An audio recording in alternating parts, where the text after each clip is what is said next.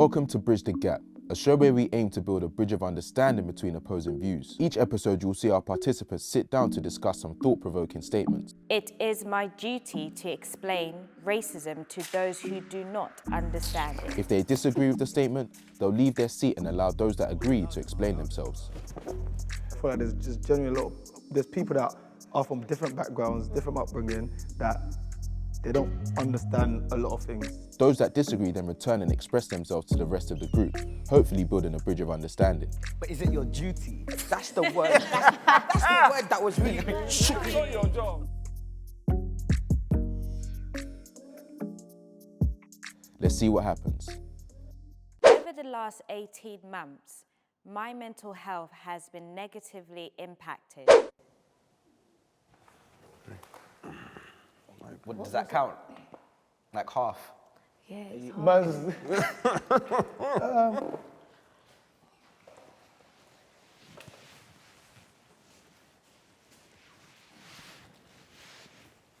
Oh Do I man, take a seat? Oh shit. overall. What are you saying? In the last 18 months, I just feel like, you know, like when you have like goals in life and you haven't really reached it, or you haven't, I don't know, I'm not like hitting the steps that I want you to get to this goal, it's really impacted my mental health. I would say, I think like, obviously, you like to break the last 18 months into, I would call it like sections. So the third like lockdown was like, come on mate, like seriously, like, kind of thing. And it was like, you know, all the plans that you had for the year, like, I had to rejig it, or I had to find another way to achieve it. So I think that was a bit of a Debbie Downer, I would say, on my mental health. And there was just a lot of reflection for myself, and also for like the things that were happening around me. So, but I would say like, one of the biggest influences towards that was actually social media. There was nothing else to do but to just see what was going on. And in order for you to get your updates, you had to lock in online, or, you know, I don't really, or TV, to be honest, but you just had to keep watching something to be kept up to date. 100. So it was kind of unavoidable at one point, until I took the stance to say, okay, I need to take a break from social media because it's a bit mad for me right now. So I think with the help of like writing, so I just started writing in terms of like blogs and stuff. I started a blog with a lot of my friends, like, so yeah, that really helped. Yeah, very therapeutic. I kind of got to understand how I was feeling as well, because you can say you can box your emotions into one word, like, okay, I'm sad. Okay, but what are you sad about? Like, be a bit more specific. So I think the writing really helped me understand that. But yeah, we thank God. I think I can really relate to what both of you are saying. I think with the social media thing, especially with, as creatives, one of the things that we battle with is content, and putting content out, and ensuring that with social media, we can share with the audiences that are interested in what we're doing.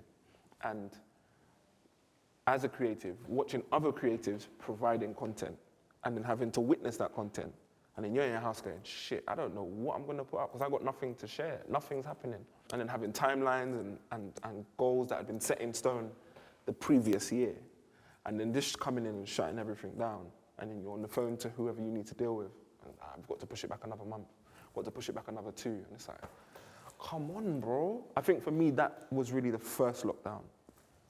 I've been a lot luckier, English. I've been a lot luckier than a lot of people that could have been alone going through lockdown, could have had a lot of things cancelled, people lost their jobs, people lost their homes, etc., etc. I was forcing myself to be productive, whereas before I was productive just because that was my life, and I had to get up and go, and it was kind of the flip.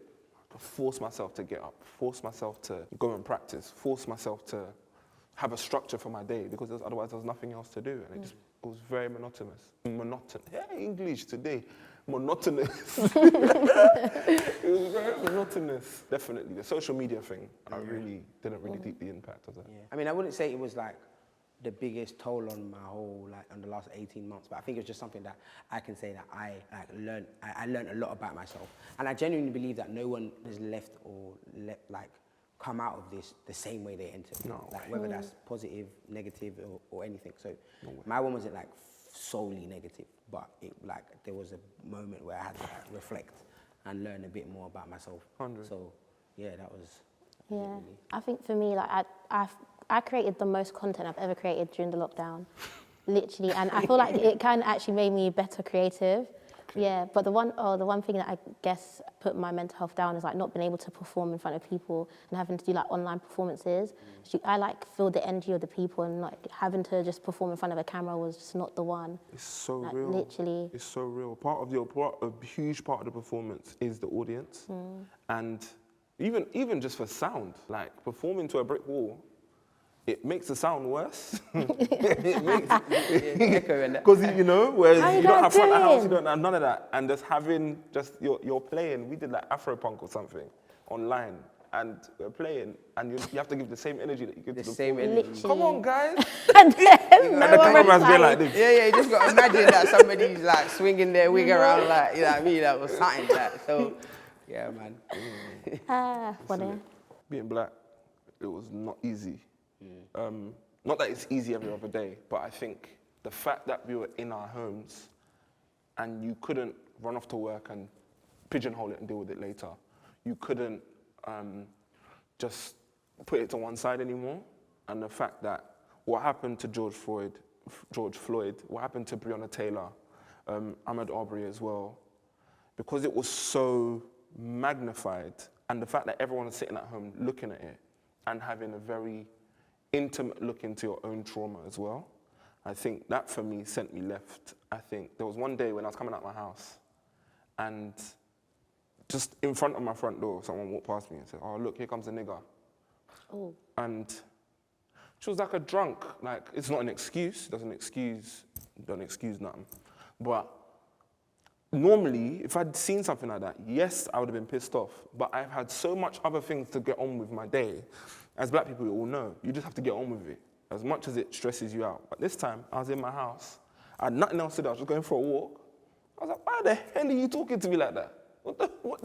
I was angry to the point that I was not sleeping. I was so, because I just had that space to actually just have to actually face it. And just watching so many things reel off, and like a lot of you I'm sure will agree that these things have been happening, but the fact that we have social media and cameras and everyone's putting murals of this man's face and showing the videos of black bodies in the street, which I think is something that needs to be censored, is on my mind. There's times when I had to just come off. I had to just come offline because it was a lot. That was a very difficult time for everyone, again, being black. It's like we had to take a step back in order to go forward. That's what it felt like. Like everyone had to like break down their trauma to like, or try and, you know, make understanding of what they've been through in order to move forward and to heal and to, you know, and that alone was very draining. Again, like I said with the writing thing, like I wrote about it and it did lift some sort of weight off my shoulder, but again, it helped me understand how angry I was and what I'm not going to tolerate moving forward. Do you know what I mean? It's annoying because like you can't do anything when you're at home. You just have to like see it all. And for me, like I had to really come off social media, and I actually wrote about it in a song. I have like a song called "Listen Up" where I'm actually talking about like we need to listen. Like everyone needs to listen to us. And we need to listen up and come together and make a difference. It's just a shame that it's just like when you think about it, it actually makes you quite emotional when you actually can't do anything, and the way like black people are just treated across the world is frustrating. Hey guys, Oh, go on. long time no see. Why don't we agree? What's wrong? It sounded like you agreed with me, to be fair, even though it was disagreeing. Over the last 18 months, a whole lot of shit has gone on. And I consider myself a very, very strong person mentally. So when the lockdown happened, first it was like almost like a rumor sort of thing, like with big belief. Like, I don't know, like when you're 10 years old and you're reading about New World Order and you're like, oh yeah, you know what, like it's about to happen, and then 10 years later it happens. So like this whole lockdown thing for me was like that. So I saw, I don't know, it started a bit and then it actually got into fruition where everyone has to, you know, stay in the house and whatnot. And then you're hearing, I don't know, lots of things. And then, I don't know, there's just layers upon layers upon layers of things that's happened in the past 18 months that have definitely affected me negatively. But that's not to say that I didn't come back stronger with a better mentality about the whole thing. So obviously now I'm positive, as I was pre-18 months ago, even more positive than that. But in that time, I don't know. I think I've always wondered like what anxiety was like and depression was like. I feel I hit that for a bit. There was like a lot of battle between, even like say till now, this day where, I don't know, half of your people want vaccines and half of your people don't. And then it's like about, okay, the well-being of this and whatnot, and then, I don't know, some people fall out because they can't talk to their family because they don't want to get vaccinated and they want to stay safe and this and this and this. So, and everything that you were saying, like it was, all three of you actually, yeah, you know what, you went through negative things in your lockdown period, and it definitely affected me negatively. I definitely thought, rah, like this is, I wonder, I don't know, when we're gonna come out, I wonder what's gonna change, I wonder how many more innocent people that are black are gonna get emmed off and whatnot. I kind of tried to use that time as well, or the second part or second half of that time, to count my blessings and to be like, I've always been the sort of guy that's like, I don't know, Nia Simone sort of stuff. Like I got my arms, I got my eyes, I can see, I can breathe, I can do things that other people can't. Glass half full. Do you know what I mean? You know what, my glass isn't even, wait, is my glass half full? Yes, my glass is half full. Looking at the shit that we've been through basically has, yeah, affected me negatively, but then on the flip side, I'm like, there's even more stuff to be grateful for because we're socially distant, blah, blah, blah, blah, blah, all of that business, you know what I mean? So all in all, we went through some stuff, I was negatively affected by it, but I came back. Minor setback for major comeback, that's my favorite. Yeah, that's why I feel like I was half-hearted because, well, I was on the fence side because I see everything as a process, and be negatively like there's a saying I picked up during lockdown of you have to lose yourself to find yourself. Yeah. You know what I mean? So I felt like that the first few stages where I'm just indoors, I'm thinking I can't go to shows. I can't go to the studio because it's already 6 man. I can't, like all that bubble stuff. It had a negative impact, but I'm such an optimistic kind of person where I see past the pandemic. I'm looking, even though I didn't know when it was gonna end, I'm like, when this is done, I'm doing this. Those processes, like mentally, I'd say I took a break off social media. I was impacted negatively, but all in all, those negative thoughts made me think about great things like a fashion line, stuff I want to do back home in Africa. So I count it as a blessing. Even though I do agree with you guys, I was negatively impacted, but all in all, everything's a process. It's a positive, I'm in a way better space, mentally, physically, how I see things now, and I feel like that needed to happen. And knowing that we all went through it, like as in it wasn't just me, like we all went through it. We all experienced being indoors and not being able to do the things we normally do day to day. It made me just think deeper about my values, you know what I mean? And even though I was negatively impacted, I was indoors with my mom, my sibling. Like it was nice, it was refreshing. 'Cause I'm always on the road, I'm in the studio 24/7, up and down for shows. It's like that time I was able to, you know, chill with the fam and just re-energize. Catch up. Kind of get everything going again. And that's the only reason why I went there, because when I see everything overall, I'm in a better space. And I have to thank the pandemic. Yeah, In no, a way, for sure. in a way, like. I think it's the same, like, and I also have I like to think that I have quite an optimistic mindset. So even though there definitely was negative impacts over the past 18 months, I've been in such a constant phase of gratitude, because a lot of things, kind of like what you mentioned, that have happened to people, losing jobs, losing houses, all of that stuff, like, I had like quite the opposite, do you know what I mean? Like I got a second job during the pandemic, and like I created things that impacted other people with a positive effect, and all of that was due to the pandemic, do you know what I mean? And I feel like on the flip side though, I was secondary to a lot of bad stuff, like family, like, do you know what I mean? Like I saw other people going through things, and I kind of felt like what you said, Ray, like helpless. Like I don't know how to help this person because I'm here, I'm in London, all my family are in Birmingham, and that stuff like that, there was a real complex, because it's like that, I suppose, had a negative impact on me.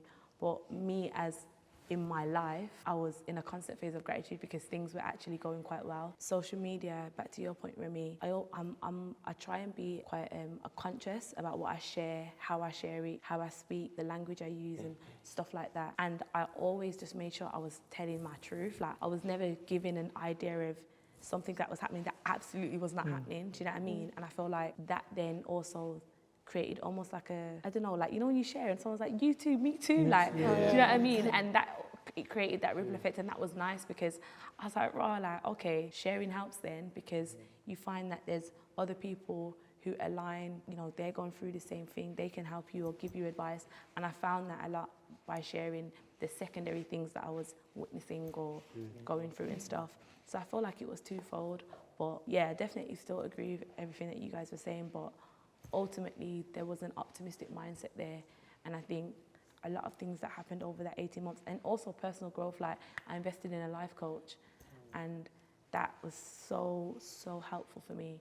And I probably wouldn't have done that had the pandemic not happened. Do you know what I mean? So yeah, just lots of different stuff like that. After listening to you two speak, I actually changed my mind. Because I just deeped all the things I actually achieved during the lockdown, that kind of the negative side That's for what me. I'm saying. Yeah. You kind of had to feel that negative, you know, like that negativity In order to feel the positive. Yeah, feel the positive. to like rechannel it. Do you know what I mean? Yeah. And I feel like that's the thing, like with like you look, being black and also seeing these things like I have to do better or I have to do this. When you said you started writing stuff down, yeah, like stuff like that. It's like in the long run you see how it helps you, how it helps your mental state, and also the social media thing, taking a break. Like me, I love social media. I love people in it. So coming online and I loved it. But during the pandemic, I thought, you know what, let me relax. I think there was a thing I watched on Netflix saying about social media, and it actually just made me think about, I spend a lot of time on social media. I had to put my notifications off, everything. Like I had a limit on like literally a day, or like an hour a day or 30 minutes where I can go online, and whether I'm praying, whether I'm tweeting or whatever. But it's just like, I realized the real life is still happening, and that was because of the pandemic. But coming out of it, I don't use social media as much anymore. I'm lit real life. Do you know what I mean? Like, when you lot see, like, I'm lit. You get me? And I have to come online and show that. I don't have to say that online. You used to be Batman in person, you know. Yeah, the energy is unmatched. Do you know what I mean? And I kind of, you know, I dived into that a bit more. I started doing more outdoor stuff. Again, I was telling you guys previously, I play badminton now. Do you know what I mean? Like, I'm a bad boy badminton. Wavy. Man's got a club and everything. And that's all through me spending less time on social media. It's allowed me to venture into other things. Like I said previously, I'm doing fashion. Like I started drawing stuff up. Do you know what I mean? It's just like spend less time. Because the thing is, my screen time. When I check my screen time, if you guys check your screen, my Instagram, Twitter, it was ridiculous. And I was speaking with my mom. She was like, the stuff like she uses social media a lot as well. But it's like, when you replace the time you spend on social media into other things, yeah, you deep that, there's a lot of time I'm spending on this thing. Like, man's putting a shift into social media. What, tweeting? Just what, retweet? For free.